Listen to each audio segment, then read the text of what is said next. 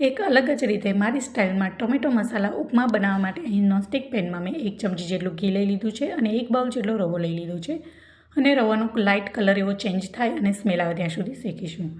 રવો શેકાયા ગયા બાદ એમાં એક પ્લેટમાં કાઢી લઈએ અને ઠંડુ થવા માટે એને સાઈડમાં રાખી દઈએ. ઉપમાના વઘાર માટે અહીં નોનસ્ટિક કઢાઈમાં 2 પાવડા જેટલું મેં તેલ લઈ લીધું છે. તેલ ગરમ થઈ ગયા બાદ તેમાં અડધી ચમચી જેટલી રાઈ અને અડધી ચમચી જેટલું જીરું એડ કરી દઈએ. અને રાઈ જીરું તતડી ગયા બાદ તેમાં અડધી ચમચીથી ઓછી અડદની દાળ અને અડધી ચમચીથી ઓછી મેં ચણાની દાળ લીધી છે. હવે એને સાતળવા દઈશું. ત્યારબાદ ચપટી એવી હિંગ નાખીશું અને ત્યારબાદ મીઠા લીમડાના પાન અને ઝીણું સમારેલું 1 લીલું મરચું મેં લઈ લીધું છે અને એને સરખી રીતના મિક્સ કરી દઈએ.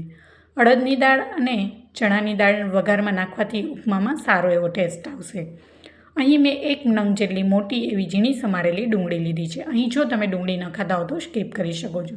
ત્યારબાદ ડુંગળી પૂરતું જ મેં 2 ચમચી જેટલું મીઠું નાખ્યું છે જેથી ડુંગળી છે જલ્દી કૂક થઈ જાય અને સરસ એવો બ્રાઉન કલર આવે.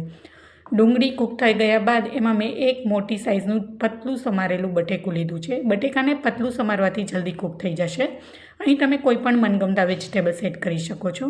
અમારા ઘરમાં આવી રીતના બને છે એટલે હું તમારી સાથે શેર કરું છું. અહીં મેં અડધી ચમચી હળદર અને સ્વાદ પ્રમાણે મીઠું એડ કર્યું છે અને સરખી રીતના મિક્સ કરી દઈએ અને 1 મોટા ગ્લાસ જેટલું પાણી એડ કરી દઈએ અને બટેકાને 5 મિનિટ માટે કૂક થવા દેવાનું છે. હવે તેમાં કૂક થઈ ગયા બાદ એમાં મોટી 3 નંગ જેટલા મેં ટમેટાની પ્યુરી કરીને લઈ લીધી છે. ટમેટાનું પ્રમાણ થોડુંક વધારે રાખવાનું છે જેથી ઉપમામાં સરસ એવો ટેસ્ટ આવશે. પૂરી રેસીપીની ડિટેલ્સ માટે અહીં મેં નીચે લિંક મેન્શન કરી છે તો ત્યાં જઈને તમે વિઝિટ કરી શકો છો. ત્યારબાદ મેં અહીં અડધી ચમચી જેટલું કાશ્મીરી લાલ મરચું પાવડર એડ કર્યું છે અને આપણે જે રવો શેક્યો હતો એને ધીમે ધીમે નાખતા જવાનું અને આવી રીતના કન્ટિન્યુ ચલાવતા જવાનું છે અને મિક્સ કરી લઈએ. તો તમે આ ઉપમાને તમે સવારે નાસ્તામાં કે રાતના જમવામાં પણ લઈ શકો છો. હવે આને ઢાંકણ વડે ઢાંકીને 1 થી 2 મિનિટ માટે કૂક થવા દઈશું. ત્યારબાદ એક બાઉલમાં કાઢી લઈશું અને આવી રીતના ડીમોલ્ડ કરી લઈશું. તો તૈયાર છે આપણો ટોમેટો મસાલા ઉત્પમ.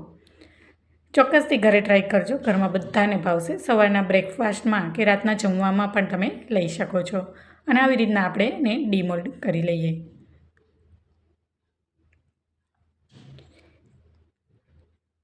ત્યારબાદ ઉપરથી કાજુથી મેં આવી રીતના ડેકોરેટ કર્યા છે. તો તૈયાર છે રવા મસાલા ઉપમા.